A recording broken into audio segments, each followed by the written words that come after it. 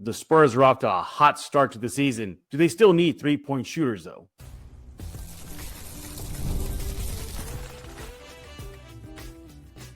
You are Locked On Spurs, your daily San Antonio Spurs podcast, part of the Locked On Podcast Network. Your team every day. Happy Monday. Welcome back to Locked On Spurs, right in the Locked On NBA Network. I'm your host, Jeff Garcia, Spurs writer for Ken's 5 San Antonio. Glad to have you back. Glad y'all are being everydayers. Coming here to Locked On Spurs every single day. Subscribe wherever you get your favorite podcasts, such as YouTube, iTunes. How about Spotify, Ken's 5 Plus app? There's so many ways you can get Locked On Spurs. Go subscribe ASAP. I hope you had a great weekend, by the way. Hopefully the Spurs it's been a big smile on your face considering how they started their season. And that's what we're going to talk about today. We're going to be looking at the start of the season. Obviously, it's a great one. Can't complain, right? Seriously, what can you complain about? But with the start of the season and they're racking up W's, do they still need to address the three-point shooting? That's been something that's been discussed heading into the new season. We're going to look at that, kind of the eye test, look at some numbers, and then we're going to look at Harper, the young rookie. The NBA recently released their rookie ladder. We're going to be reacting to that. Does he have still a shot to get it? Can the Spurs get 3 Rookie of the Year award winners in a row? We'll discuss that. I know, way too soon, right? Way too soon. Let's go to bring in our guest. He is back for Monday with Matt. Matt Guzman with Spurs on Sports Illustrated. Make sure to follow my at MattGCMAN. It wouldn't be a Monday without Matt, huh, Matt? I'm glad it's becoming a thing. This is great. I know. This is all San Antonio right now. That's all at San Antonio right now. All right. Again, he is with Spurs on Sports Illustrated. And give him a follow, especially with the season now underway. Good time to do that. First of all, welcome. Thank you for taking time out of your busy schedule. But we're going to be talking about three-point shooting. I heard you got a mean three-point shooter. Maybe you're the answer for the Spurs. You know, if I had a little more height on me, I could be.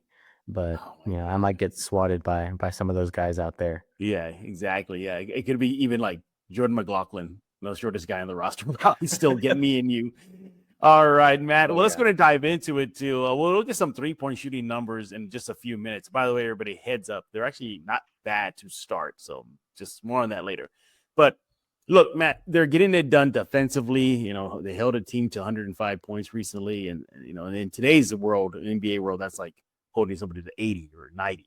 That's huge. Obviously, Wemby's being Wemby, dominant force. Don't need to really dive into that. But you're getting a lot of contributions from Vassell, Keldon, Harper, Castle, Barnes. The list goes on and on and on. But one knock on the roster, Matt, has been heading into the season was, well, they need snipers. Sure, they got Champagnie and Barnes, but they need more than that for the floor spacing. I know it's way too soon. We're only, 6 games into the season as of this recording. But do you think that's still a pressing issue for this roster? Do you think they still need to look for snipers, whether that be in the waiver wire down the road? What are your feelings about that? I think it's one of those things where you can never, Mitch Johnson has said it before, right? They're not going to shy away from having too many good players, specifically regarding the point guard, that whole contingent that they're dealing with at the moment. But I think it applies to three-point shooting in the same way. I don't think a team can ever have too many guys that can hit the three. Right. You'd never complain if you have too many guys who can possibly hit from long range. And I think, considering that, then sure, I think it wouldn't be a bad idea for the Spurs to look into more guys, that are sharpshooters or that are 3-and-D players, but at the same time, a lot of it will just have to be whether or not the players they have right now perform. I know Harrison Barnes had a slow start to the year, but he's picked it up a little bit more. He's always going to be reliable from 3. Champagnie, who's, been in the starting lineup in place of De'Aaron Fox, you can count on him to hit a 3, maybe not as reliably as Harrison Barnes at times, but that's his role. And he knows that that's his role, but obviously they've been without Lindy Waters. How much is he going to impact this 3-point shooting contingent? You have Carter Bryant, who's yet to, he's working on his development. You hope that you can plug him into the lineup at some point and count on some deep threes. So I think it's one of those things where the short answer is, it would be worth to look at sharpshooters because you can never have too many. And obviously to put those kind of players around Victor is huge. But at the same time, the Spurs are looking a lot better in that department than they have in the past. Yeah, here's where I stand on this. As of today, obviously maybe this could change down the road, if it really becomes an issue, because right now it's not an issue because they're winning. But they're really one of the best teams in the NBA on defense. And it's not just because of Victor being in the interior. I mean, that's a huge reason. But even perimeter defense, they're holding teams to basically they're not letting teams get hot from the 3 line. They definitely rank up there in opponent 3-point field goal percentage. They're like top 10, top 5. So it could be a thing, Matt, where, look, if we're not going to be consistent and knock them down on a regular, then you're not opposing team. We have the horses, we have the players that can go out and slow you down. And they've been proving that from Castle, obviously Wemby in his length.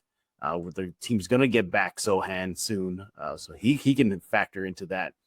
They have perimeter defenders, so it could be a case, Matt, of like, if we can't make them consistently, then damn it, today versus fill in the blank opposing team, you're not going to score from 3 on us as well. What do you think about that? Absolutely. We've heard from the team so many different times this season already that defense is going to be their calling card. They're going to be leaning on their defense. So the fact that having Victor exist in the half court allows everybody else to step up and be aggressive and further that movement of playing strong defense.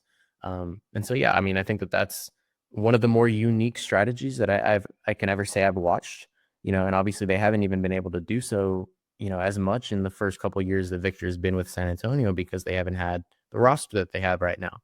Sure. But if they are able to, effectively shut down opposing teams, especially from deep, as long as they're hitting decent, as long as they're okay from 3-point range, they could still stand a chance to outshoot them, which is crazy.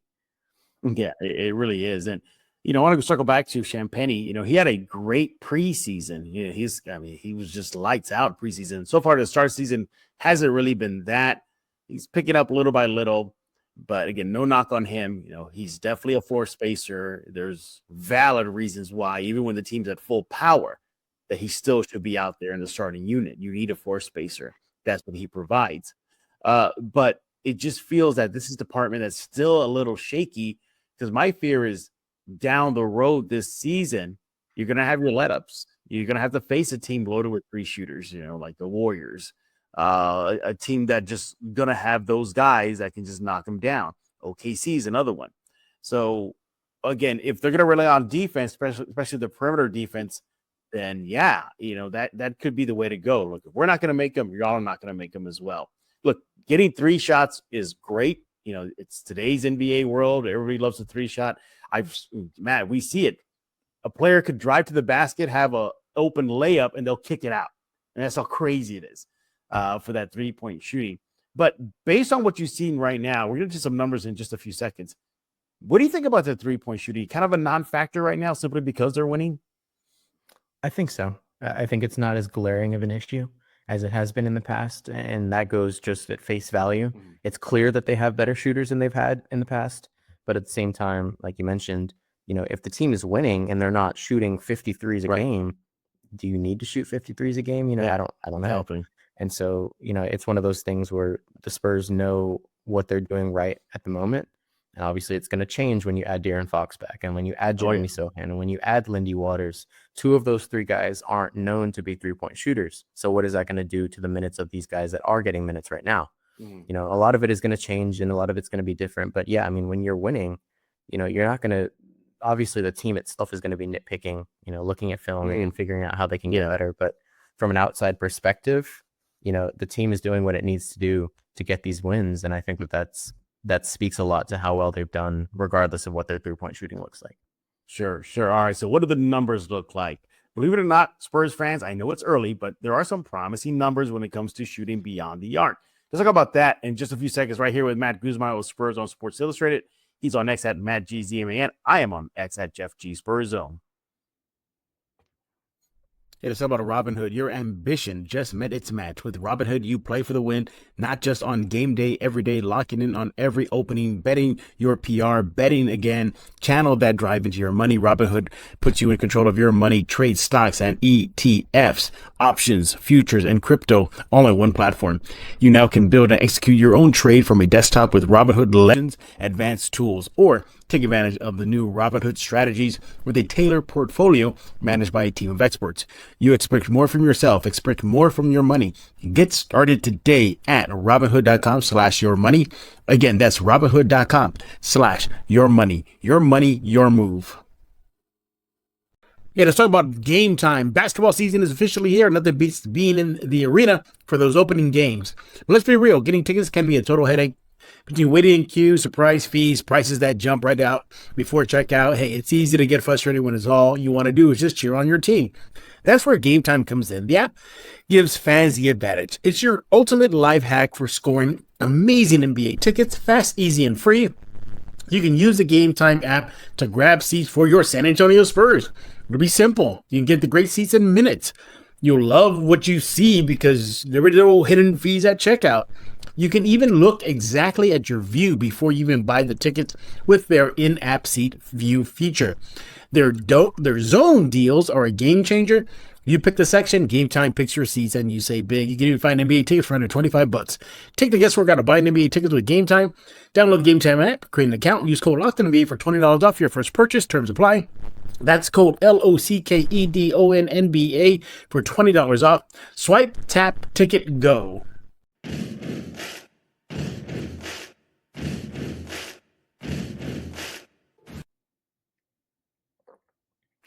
And we are back right here on Locked On Spurs, joined by Matt Guzman. Why? Because it's Monday, of course. Yeah, Mondays with Matt. That's where we're here, talking silver and black and putting to focus the three-point shooting. Now, we kind of gave a kind of an overall eye test, what we're feeling right now from the three-shot area.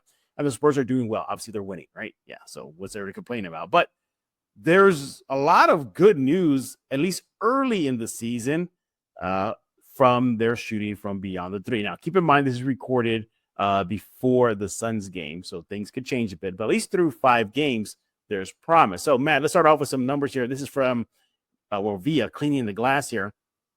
So we're going to start off with this season. All right. So through 5 games played, all right, their corner three shot, they're shooting at about 42% right now from the corner three. Now, that ranks them, according to Cleaning the Glass, in the 8th percentile of the NBA. That's basically top 10, corner three. Now, non-corner three, just anywhere else, they're shooting about 35%, and that plummets. They're in the 16th percentile, so it comes down. Now, just overall, though, Matt, 37, 38% just from any spot on the three, again, puts them in the 13th percentile of the NBA, just outside of the top 10. So you might be scratching your head, Matt, and everybody else like, okay, well, Jeff, why are these good numbers? Like, I don't understand. Well, you look at last season, Matt, and everybody else watching, they were just pretty much bad in those 3 departments in the three shot. They ended up last season in the 15th percentile from the corner three, shooting just 39%. They've obviously gotten better. Non-corner threes, they got a 1 percentage point better, 34% last year to 35, as I mentioned. And then just all anywhere on the three-point shot, they were 36% last year, 19th percentile, and now they're 38% from all 3 in the 13th percentile, according to Cleaning the Glass. What I'm getting at here, kids, is that they're projecting the right way, even though they don't have the three-point shooters. We're going to get some more numbers here, but just your overall thoughts about that. I mean, overall, man, I think that just shows progression, a little progression. Absolutely. And that's something they've been wanting for quite some time. You know, I think we've talked about it on I'm sure a podcast in the past. Like, you know, there was days where Doug McDermott was the only three-point shooter on the roster. Yep. And I think that they have come, you know, the leaps and bounds, a night and day difference from then to now. And so, you know, obviously very small sample size, just the first 5 games of the season, but, you know, to find yourself in the top half of the league as far as overall three-point shooting, you know, as we were mentioning earlier, that's all the Spurs are going to need this year if they're able to lean on Victor on defense. You know, if they're able to keep other teams from being in that, you know, 12 and above. You know, if you, as long as you are 13, 14, 15, right there in the middle of the league, if you can defensively force teams who are good 3-point shooters, into the latter half, or if you can keep teams that are back there already from, making an unexpected jump, having a hot night, that really changes things. That is going to be the difference between, 7, 8, 9, 10 games this season. Absolutely. Yeah. All right. Now we're going to get to some player numbers in just a few minutes, but let's continue just the overall team look. So we got a shot chart here via Synergy Sports. Let's go ahead and put it on the stage here. And there we go. Again, this is through 5 games, so keep that in mind, everybody. Yeah, you see it there. They are well below the league average when it comes to just dead on threes. You see that they're about 31%. They're taking 25 shots there. Quarter threes, it looks like that's their bread and butter so far, Matt. Overall, you like that the mid-range game is starting to come around a bit. That's good to know. At least they'll keep the defenses somewhat honest at his deep twos. But it looks like even though the numbers are good, Matt, it looks like it still could be a little better. What do you think when you're looking at this shot chart? Yeah, I guess the thing that jumps out to me the most is that none of the 3-point numbers are 40%. Not a single zone. Not a single one. Which, like you mentioned, the bread and butter being the corner threes, those look to be the most consistent, especially there on the right corner. But I always think it's funny that red zone right there at the top, because more often than not, any of those long range threes that are just, maybe you have no time on the shot clock, or maybe you're heating it, Sure. That's where that range falls. It can go anywhere from behind the line to the logo. So I'm not too worried about that middle section there. But yeah, I think what you're seeing is a positive trend, as we mentioned. You'd like to get those zones, at least one of them, into the 40%, Sure. and we shoot from that, shoot that percentage throughout the season. But, I think this is it's a start. It's a very positive. Yeah, it's a start. Yeah, I'm with you. Yeah, I agree. It's definitely a start. I'll read this shot chart up just a little while longer there. If anything I take away also from this is that at least I'm glad they're inside the 3 line is falling down. They're about average with the rest of the NBA, as you can tell by the color green. So that's good. At least it somewhat keeps the defenses honest. They cannot just sag completely on Victor or whoever else is near the paint. So again, that's credit to guys like Vassell and Keldon, Harper. The list goes on and on. So good. And these numbers are probably going to get astronomically better once De'Aaron Fox get in. He may not be a great 3-point shooter.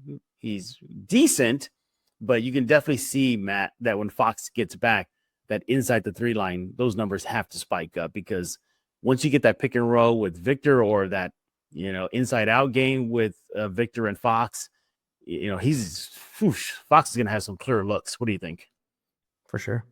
Yeah. I think that's one of the things that people haven't quite understood. Yeah.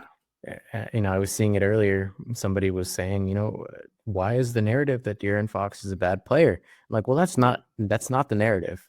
I think a lot of fans especially have a hard time seeing two things as true at the same time. They can't fathom the fact that Dylan Harper is good and De'Aaron Fox is also good. Right. And so when you add a player of that caliber to this roster, the gravity that he's going to create will hopefully clear up some looks in the corner threes there for Julian Champagnie, for guys like Harrison Barnes, and so I think adding him back will definitely change those numbers and help them look a little bit bigger.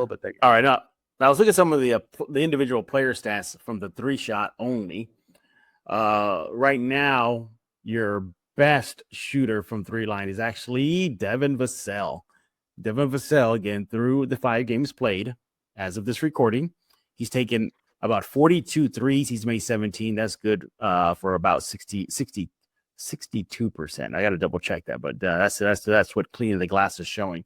But interesting enough, though, Matt, the second best, at least percentage wise, is Stephon Castle. Stephon Castle. He's taken a modest 21. He's made 3.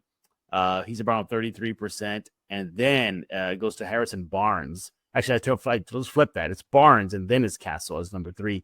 Barnes with 22 3-point shots attempted and 8 made. So, yeah. And in case for those wondering about Champagnie, he's taken 19 threes, made 6. So he's about 32% there. So, It's interesting, Matt, because this is still a weak point of this Spurs team. And my fear is that Book is going to get out, or already is out, is, you know what? Let them take the three. I mean, that if you're going to beat us, San Antonio, take the three. What do you think? Yeah, I think that would be, especially as the year goes on, if teams are continuing to have a problem slowing down Victor Wembanyama, they're going to have to look for other ways to force the Spurs to make shots. And, it's not to the point where they're going to walk away on defense and just like, I've been there where I've seen that happen, where they let them shoot completely. And I don't think that's what's going to happen here. They're not going to completely ignore the 3-point line for the Spurs. But, as the season goes down, if you're not going to have a lot of ways to slow down Victor, if you're going to start selling out on stopping him, you feel better, I should say, about letting them shoot 3-pointers than you would a team like Golden State. Yeah, exactly. Hey, and circling back to Devin Vassell, I just double checked that stat there. Yeah, it's actually correct. Vassell is about 40% right now from the 3 line. Obviously, he's not a big volume guy from the 3 line, but when he takes them, more than likely it might go in, and he's showing that this season. So actually 40.5%. Want to be accurate there. So the Spurs definitely do have some players that can hit the 3 shot, but it still seems to be an area that could pose a problem as the season goes on. Again, you mentioned a big name right now, Waters. He has not been back. He has a scratched eye. He could be a game changer, at least from the 3 line, once he gets back. But what do y'all think about this? Is this still a situation the Spurs need to address, the 3-point line? Let us know on X. Let me know on X at Jeff G Spurs on. Let Matt know on X at Matt G ZMAN. When we get back, we're going to be looking at Dylan Harper and the rookie ladder. The NBA.com released the rookie ladder. Let's see where Dylan landed, and what do we feel about his, at least very early in the season, chances of getting that Rookie of the Year award. Let's be real, making excuses won't solve anything. We've all heard them before. It's just stress, I'm tired, or it happens to everyone sometimes. But when it comes to performance, sometimes your body just needs a little extra support. That's where Rougiette comes in. Rougiette.com offers fast-acting doctor-prescribed treatment for ED designed to help you stop making excuses for and start making moves. If prescribed, your treatment ships directly straightly to your doctor. You just connect with a board-certified doctor, 100% online, no awkward waiting rooms, no in-person appointments. The process is fast, simple, private. It's all handled by real doctors. It's about confidence, connection, and getting back to the moments that matter. Visit RUGIET.com/LockedOnNBA to get 15% off your first order. Rougiette makes it to get started. That's RUGIET.com/LockedOnNBA. And don't forget to use our code LockedOnNBA so they know that we sent you. Rougiette, stop making excuses, start making moves. I am Megatron. Do not fail me and subscribe to Locked On Spurs with Jeff Garcia. Matt, one day we're going to put a picture of you over that drum beat, during a bumper, so everybody's like, hey, it's Matt. It's Matt in the bumper now. Not only Mondays with Matt, it's Matt gets a bumper face on the. He is Matt on the graphic too, because people are going to think you're leaving again. That's right. Yeah, exactly. Yeah. Put a note there, not leaving. He is Matt Guzman with Spurs on Sports Illustrated. He is on X and Matt GZ, man. Hey, let's talk about Dylan Harper right now and the Rookie of the Year race. I get it. Matt gets it. Y'all get it. It's way too early for the discussion, but it hasn't stopped NBA.com's rookie ladder to project how the rookies are doing this season. Now, the recent iteration of it, no surprise, nobody should be surprised. The number 1 rookie leader on the ladder is Edgecombe with Philadelphia. Obviously, that's very obvious. 22.3 points per game for Philly, about 6 rebounds per game, and about 6 assists per game. The number 3 pick overall last year. So, again, no surprise. Yeah, he'd definitely be number 1. Then out of nowhere, you have a name that many people probably didn't have atop of their Rookie of the Year race. It's Cedric Howard with Memphis.